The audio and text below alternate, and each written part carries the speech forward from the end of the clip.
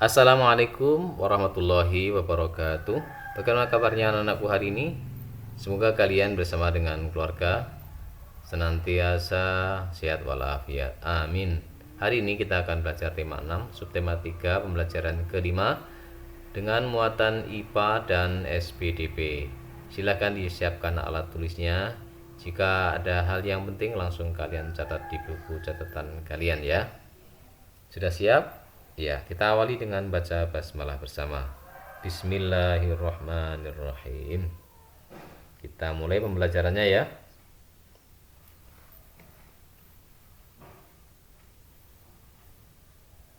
Pertama-tama kita akan masuk pada muatan IPA.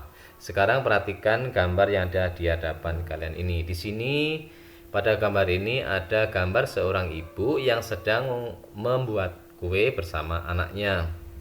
Diperhatikan dan diamati dengan baik-baik ya. Apa saja benda konduktor dan isolator yang terdapat pada gambar? Coba kalian amati di sini. Ya, benda konduktornya di sini.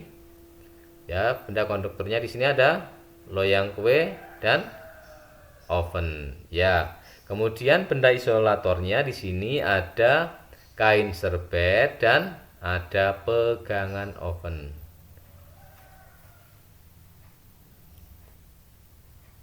Nah, di sini kita akan ingat kembali tentang konduktor adalah benda yang dapat mengantarkan panas ya. Contohnya adalah yang ada di dalam gambar ini yang tadi sudah kalian amati adalah loyang kue, kemudian oven. Loyang kue dan oven ini adalah benda yang dapat menghantarkan panas. Kemudian benda yang menjadi isolator atau benda yang tidak dapat menghantarkan panas pada gambar ini adalah kain serbet, kemudian pegangan oven. Isolator ini dapat menghambat aliran panas.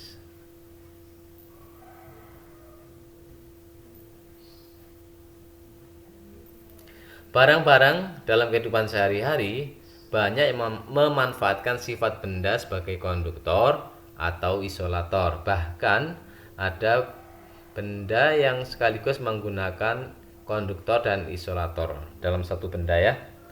Contohnya dalam kehidupan sehari-hari yang memanfaatkan sifat konduktor dan isolator adalah ada ya ini spatula, ada konduktor isolator dalam satu benda, kemudian ada cerek atau teko.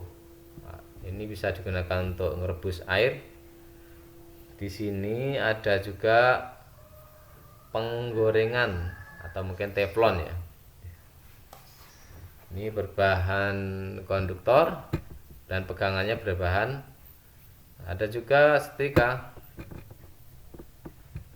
Kalau setrika ini gabungan antara konduktor dan isolator.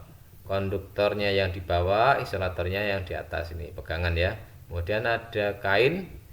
Ini sifatnya adalah isolator yang bisa menghambat panas. Kemudian ada jaket yang juga termasuk benda isolator. Dan masih banyak lagi benda-benda yang kita bisa temui sehari-hari yang memanfaatkan sifat konduktor maupun isolator. Bahan konduktor itu digunakan manusia untuk membuat peralatan yang membutuhkan pengantaran panas dengan cepat. Ya, jadi berbagai peralatan masak, contohnya mesin-mesin itu menggunakan bahan yang dapat menghantarkan panas dengan cepat. Kemudian benda-benda isolator itu bahannya dimanfaatkan untuk mencegah panas atau panas merambat. Benda-benda isolator ini ada pada pegangan alat-alat masak yang terbuat dari bahan isolator. Apa tujuannya? Tujuannya adalah mencegah panas agar tidak sampai ke tangan. Sekarang lihat yang ada di hadapan kalian ini. Ada seorang anak yang sedang menggambar cat air apa ya namanya teknik mewarnai yang digunakan anak ini. Nah, kalian tentunya pernah membuat gambar cerita dan juga mewarnainya. Dalam membuat gambar cerita dan mewarnainya itu ada dua teknik yang kalian bisa lakukan, yaitu dengan menggunakan teknik kering dan teknik basah. Apa itu teknik kering dan apa itu teknik basah? Jadi teknik pewarnaan gambar cerita itu ada teknik kering, yaitu teknik yang tidak perlu menggunakan pengencer seperti air atau minyak. Jadi langsung menggunakan alat pewarna yang digunakan untuk menggambar, yaitu pensil, krayon, pulpen, dan juga spidol. Sedangkan teknik basah itu ada teknik yang memerlukan pengencer, yaitu seperti air atau minyak untuk menggambar. Jadi minyak atau minyaknya itu harus diencerkan dulu ya. Alat warna yang digunakan untuk teknik basah itu contohnya adalah cat air ataupun cat minyak. Jadi ini perbedaan antara teknik kering dan teknik basah. Sekarang kita akan lihat yang teknik kering ya. Teknik kering itu dapat langsung menggambar sekaligus mewarnai cerita pada kertas. Ya, jadi di sini contohnya menggunakan pensil warna yang pertama ini. Pensil warna. Kemudian kalau yang ini yang menggunakan krayon. Kemudian ini yang menggunakan spidol. Kemudian ini yang menggunakan pensil biasa, dan juga yang ini yang menggunakan pulpen. Jadi ini adalah contoh-contoh cara mewarnai dengan teknik kering.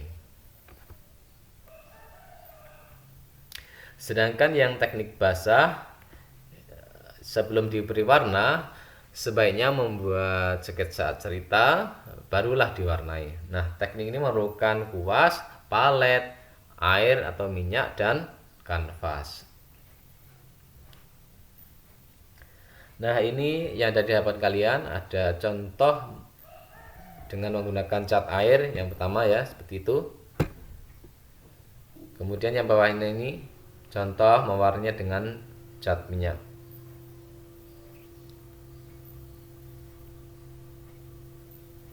Baik anak-anak, mungkin demikian ya penjelasan kali ini. Mudah-mudahan kalian bisa paham.